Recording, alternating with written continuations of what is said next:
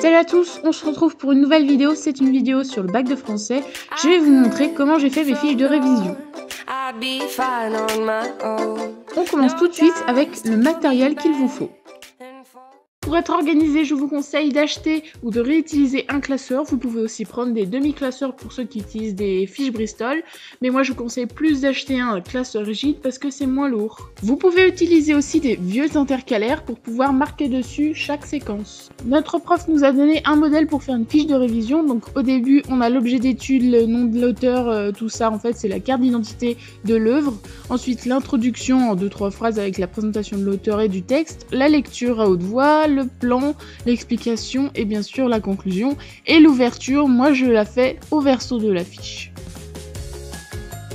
Pour faire le brouillon de votre fiche, vous pouvez prendre des feuilles de classeur, simples ou doubles. Donc ça c'est mon classeur de français avec mon premier texte de La Fontaine, Les femmes et le secret.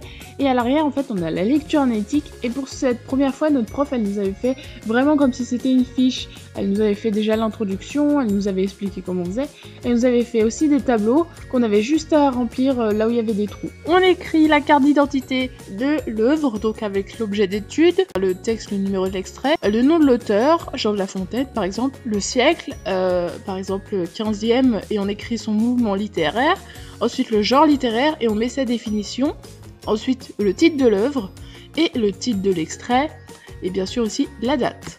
Ensuite, vous créez votre introduction avec une formule que vous utiliserez pour toutes les introductions pour mieux apprendre. Donc par exemple, le texte que nous allons porter à l'étude est, et là vous changez à chaque fois, est une fable par exemple, et ensuite vous mettez quelques infos sur l'auteur, dont son siècle, et ensuite sa date de naissance et de mort, et ensuite vous mettez un petit résumé de l'extrait. Ensuite, vous devez lire à haute voix le texte, donc vous mettez une petite formule. Nous allons procéder à la lecture du texte, par exemple. Ensuite, moi j'ai mis entre parenthèses la problématique ou les problématiques du cours, donc ce sera pas forcément la même.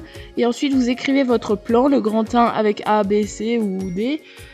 Grand 2, il y a minimum 2 parties en tout cas. Et pour l'ouverture, vous avez un doc complémentaire que vous aurez travaillé en classe et vous n'aurez plus qu'à trouver des éléments ou quelque chose qui puisse justifier que cette ouverture rejoint le texte ou a des points en commun avec cette lecture analytique.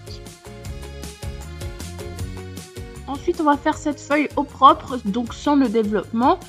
Donc vous allez prendre des fiches Bristol et des stylos de couleur fine, comme par exemple ces Stabilo à .88. Vous allez choisir 3 stylos de couleurs différentes.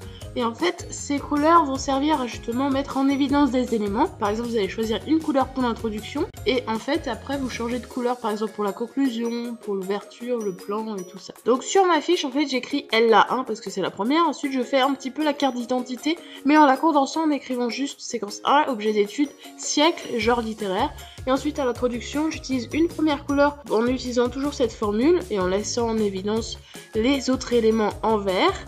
Ensuite, j'utilise la même couleur que la formule et j'écris nous allons procéder à la lecture du texte parce que c'est la lecture du texte. Ensuite, je fais reformuler et annoncer la problématique partie 1 et 2 parce que ça aide justement dans le déroulement. En fait, ça se passe comme ça. Et j'ai mis entre parenthèses la problématique au crayon de papier.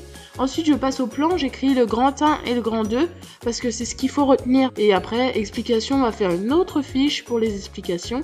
Et ensuite, la conclusion, je l'écris avec une autre couleur et en dessous, j'écris bien plus bilan répondant à la problématique parce que c'est pas forcément cette conclusion qui va être adaptée à votre lecture analytique. Et à l'arrière, on met l'ouverture avec toujours la formule, donc toujours avec la même couleur, et au crayon à papier, un petit résumé et les points communs de l'ouverture par rapport au texte. Ensuite, pour la dernière fiche, vous allez prendre une feuille blanche en mode paysage, et c'est là qu'on va faire le développement avec des belles couleurs. Donc voici ma fiche, et grâce à la feuille de brouillon que vous aurez condensée, vous n'avez plus qu'à reprendre des éléments qui ont un point commun et vous en faites une bulle et ainsi de suite. Et bien sûr, vous utilisez toujours le même code couleur de citation, procédé, interprétation. Et quand on change de sous-partie ou de partie, on change la forme de la bulle. Lorsque je range mes fiches, je garde toujours en même ordre, donc c'est-à-dire la feuille de brouillon, la fiche Bristol, et ensuite la fiche de schéma des explications, et à chaque lecture analytique, je changeais de couleur pour essayer de mieux mémoriser. Et pour ma part, à chaque lecture intégrale, je faisais des notes de lecture dans un petit cahier. Et en fait, ça me permettait, par exemple, pour les contrôles de lecture, de vite les relire juste avant, pour se souvenir un petit peu du livre en entier. Et à la fin, je mets mes petites fiches, en fait, c'est celle du descriptif de séquence, parce que j'ai pris le descriptif de séquence et j'ai pris un par un tout ce qu'on a fait chaque année, et j'en ai fait un petit résumé où j'essayais de prendre des choses que je savais pas, ou par exemple des descriptions, tout ça, et je mettais aussi des activités personnelles, par exemple les dissertations, je mettais un petit résumé, et en fait, à chaque séquence, je changeais de style d'écriture. Et j'ai rajouté aussi les mouvements littéraires, parce que ça, c'est vraiment un truc à savoir de base. Et voilà, cette vidéo est terminée, donc j'espère qu'elle t'a plu et qu'elle t'a aidé. Et moi, je te dis à bientôt.